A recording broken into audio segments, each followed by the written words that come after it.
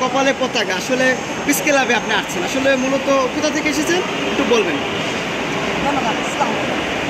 আমি নাহিদ রহমান পুতুল, আমি জিয়ার সৈনিক, আমি জিয়ামন সেন্ট্রাল কমিটির জয়েন্ট সেক্রেটারি। আমার সভাপতি আব্দুল সালাম, বেগম জিয়ার উপদেষ্টা, সাবেক ডেপুটি মেয়র, রাজপথের একজন লড়াকু সৈনিক আব্দুল সালাম আমার সভাপতি। সাধারণ সম্পাদক হচ্ছেন ফয়জুল্লাহ ইকবাল। তো আপনি আমাকে প্রশ্ন করছেন এই ধানটা, এটা অল টাইম আমার হাতে থাকে, এটা কোনো 5 তারিখের পরে আমার হাতে উঠে নাই। যে সময় মানুষ বলতে পারে নাই আমি বিএনপি করি, অন দ্যাট টাইম তখন থেকে আমি বলে আসছি আমি জিয়ার সৈনিক। আর আমার মতন অনেক জিয়ার সৈনিক রাজপথে তখনও ছিল, এখনও আছে, আগামীকালও থাকবে। এখন আসছি আমার একজন সংগ্রামী সাথী, ওনার কি প্রবলেম হয়ে গেছে, উনি আমাকে আমি তার বড় বোনের মতন, উনি আমাকে ফোন দিছে, উনি একজন সাংবাদিক, আমি ওনার সাথে কথা বলবো। যদি ওনার জন্য আমার কোনো ক্যামেরায় দাঁড়িয়ে কথা বলা লাগে আমি কথা বলবো। তো আপনারা আমাকে কি প্রশ্ন করবেন? আমরা দেশপ্রেমিক মানুষ, আপনিও নিশ্চয়ই দেশপ্রেম থেকে একটা দায়িত্ব নিয়ে কাজ করতে চাচ্ছেন। আশা করি আপনি তরুণ, মেধাবী, আপনি সন্তান সমতুল্য, আপনি আপনার দায়িত্ব অনিশ্চির সাথে পালন করবেন। যে আমরা সকলের সহযোগিতায় আজকে এই অবৈধ সরকারকে নামানো গেছে।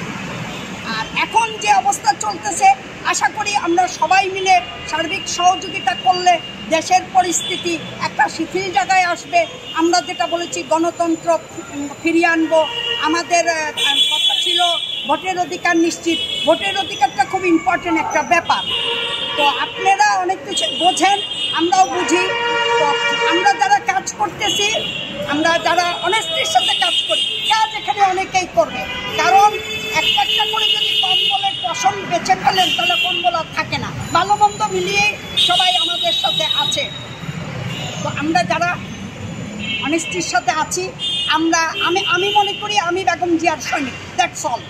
আমি কোথায় আছি, কোন পদ আমার ব্যাপার না, আমি কি পেলাম না, আমার কি করণীয়, আমার কি দায়িত্ব, আমি আপনাকে একটা পরিচয় বলেছি যে আমি জয়েন্ট সেক্রেটারি, তাহলে নিশ্চয়ই আমার কিছু কাজ আছে, আমি অংশগ্রহণ করব, আমি কথা বলবো, আমি আমার দায়িত্ব পালন করব। তো যারা দায়িত্ব পালন করেন নাই, আজকে যারা 5 তারিখের পরে যারা আসছেন এসে বলতেছেন আমরা নেতা, এই সেই, এগুলো দুঃখজনক। আর আমরা বেগম জিয়ার সৈনিক, আমরা তারেক জিয়ার সৈনিক। আশা করি বিএনপি আমাদের সামনে যদি গুছায় কাজ করতে পারি, আমরা সবাই মিলে ঝুলে, আপনার পার্ট আমি, সব মিলে কাজ করতে পারলে নিশ্চয়ই একটা ভালো কাজ হবে। দেশের অবস্থা ঠিক জায়গায়, দেশ ঠিক, আপনি আমি ঠিক, এর বিকল্প কিছু নাই। কারণ দেশকে একটা সুন্দর জায়গায় এনে দাঁড় করাইতে হবে। তো দেশটা প্রথম commitment, we are all committed. এটাই মনে করতে হবে যে আমরা প্রতিজ্ঞাবদ্ধ, দেশটা আমাদের, আমরা দেশকে গুছাবো, দেন আমাদের সব বাকিগুলো অটো গুছিয়ে যাবে। তো আপনাকে ধন্যবাদ। আমার কাছে আপনি কিছু জানতে চেয়েছেন, আমি জানি না ভুল শুদ্ধ কী বলেছি, আশা করি ক্ষমা সুন্দর দৃষ্টিতে দেখবেন। ধান এটা আমার সাথে থাকবে, এটা শর্তহীনভাবেই আমার সাথে থাকবে। যখন কেউ বলতে পারেনি আমি বিএনপি করি, তখনও বলেছি পুলিশের যন্ত্রণায় ঘুমাইতে পারিনি, রাতে বাতি নিয়ে ঘুমাইতাম, এবং আমি আমার গ্লাস দিয়ে উপর থেকে দেখতাম যে 4 দোকানে পুলিশ বসে রয়েছে, বলেছে এইখানে কে বিএনপি করে, এলাকার ছেলেরা সহযোগিতা করেছে, বলেছে ওই আন্টি উপরে আছে, কেউ তার বাড়ি দেখাইয়ে দিও না। সেই দিনও বাবা চলে গেছে। আমার সাথে সন্তান সমতুল্য ছেলেদের অনেক দুঃখ কষ্ট দেখেছি। তো যাদের দুঃখ কষ্ট দেখেছি, জানি না কে কেমন আছে, আমি শুধু বলেছিলাম যে আমি ছেলেদের পার্ট, আমি তোমাদের মা জননী, আমি তোমাদের সাথে থাকবো।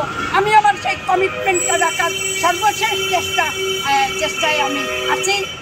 তা আপনারা ভালো থাকবেন, আবার দেখা হবে, আবার কথা হবে, আপনাদের জন্য দোয়া রইল। তবে honesty is the best policy. আপনি অনেস্টি মেনটেন করবেন, আপনি তরুণ ছেলে, আপনার অনেক দায়িত্ব, আপনার ইমানি দায়িত্ব, আপনি সুন্দরভাবে আপনার দায়িত্ব পালন করবেন। কোথাও বিক্রি হবেন না। আপনার দুঃখ কষ্ট থাকলে আপনি মাবুদের সাথে বলবেন, ফয়সলা করবে আল্লাহ। মানুষ আপনার ফয়সলা দিতে পারবে না, আপনার ডিসঅনেস্ট হবেন না। এটা একজন মা হিসেবে আপনার কাছে আমার আবেদন রইল। তত্ত্বাবধায়ক সরকার, আমরা একটা ইউনিট সব আছে, তিনি তার দায়িত্বগুলো আপনি কীভাবে দেখেন? আসলে এখন